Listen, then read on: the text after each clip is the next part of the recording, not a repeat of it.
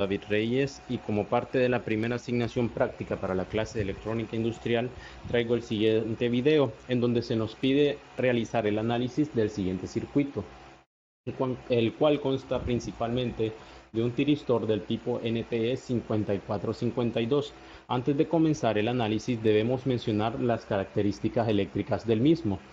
El tiristor necesita un voltaje de disparo en la compuerta de 0.8 volts, una corriente máxima de disparo en la compuerta de 200 microamperios, típicamente utilizada en 50 microamperios, como vemos en la tabla.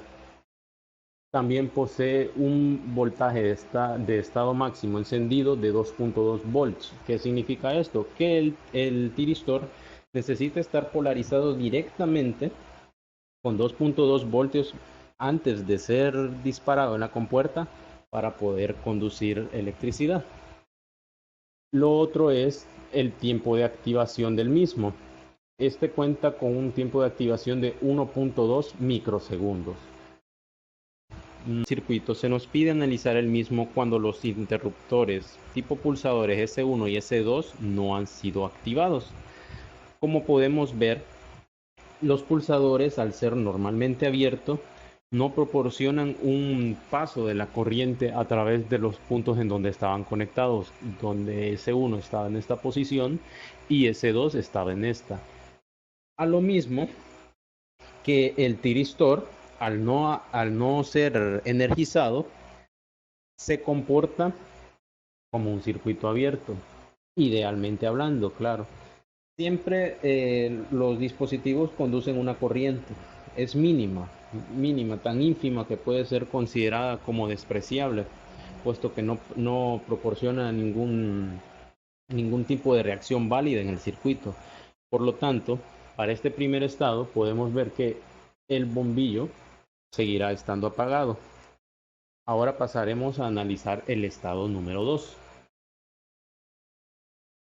Escribir de manera correcta lo que sucede al presionar el pulsador S1, he decidido separar mi análisis en dos etapas. La primera de ellas es cuando en el momento justo en donde el pulsador es presionado y se energiza la compuerta del tiristor, y la segunda etapa es cuando el tiristor ya ha sido energizado y está en un estado de encendido y conduce con corriente.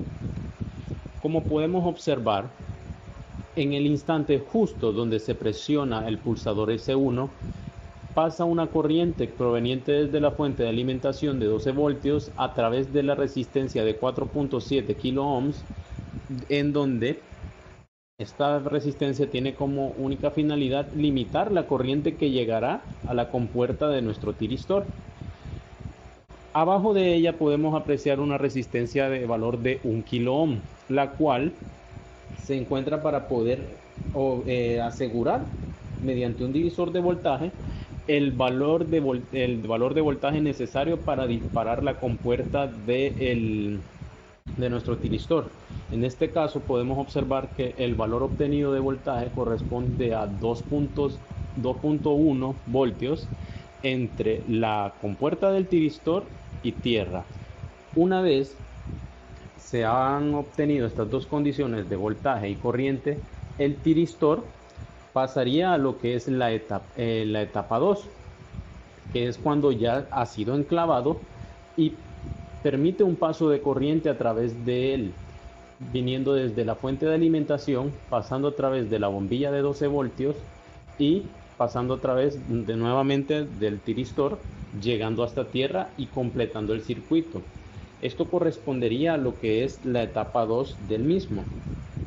Ahora vamos a analizar lo que es el estado número 3, cuando el pulsador S2 es activado. Ya se analizó el caso en donde el pulsador S1 fue utilizado para activar el tiristor, enviando un impulso de corriente a su compuerta. Ahora analizaremos en el momento en donde el pulsador S2 es presionado. En el estado 2, el circuito, la lámpara, que en este caso es nuestra carga, queda encendida. ¿Por qué motivo? Porque el tiristor fue enclavado. Entonces esto permite un paso de corriente y completa el circuito. Para poder apagar el circuito, el tiristor debe cumplir una de dos condiciones. O es desenergizado completamente o se polariza inversamente. En vista de que una polarización inversa en un circuito solo con pulsadores creo que sería un poco, no complicada, pero sí un poco tediosa, se opta por desenergizar el mismo, haciendo uso de este pulsador S2. En el momento en donde se activa, permite un paso de corriente pasando a través de la bombilla, en este caso que es nuestra carga.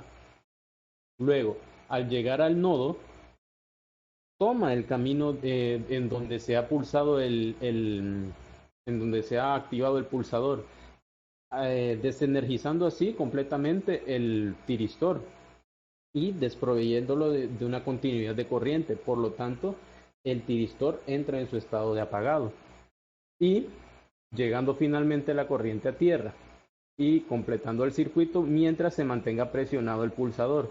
Una vez se suelte el pulsador, volveríamos a lo que es el estado 1, en donde ni el pulsador 1 ni el pulsador 2 han sido activados y el bombillo volvería a estar apagado.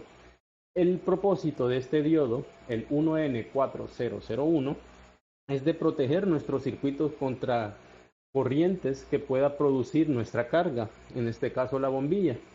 Al contener un filamento, una bobina bien pequeñita, esta almacena energía y puede ocasionar un daño en nuestro circuito al hacer fluir una corriente. Entonces, haciendo uso de este diodo, se elimina esa corriente para poder proteger nuestro circuito.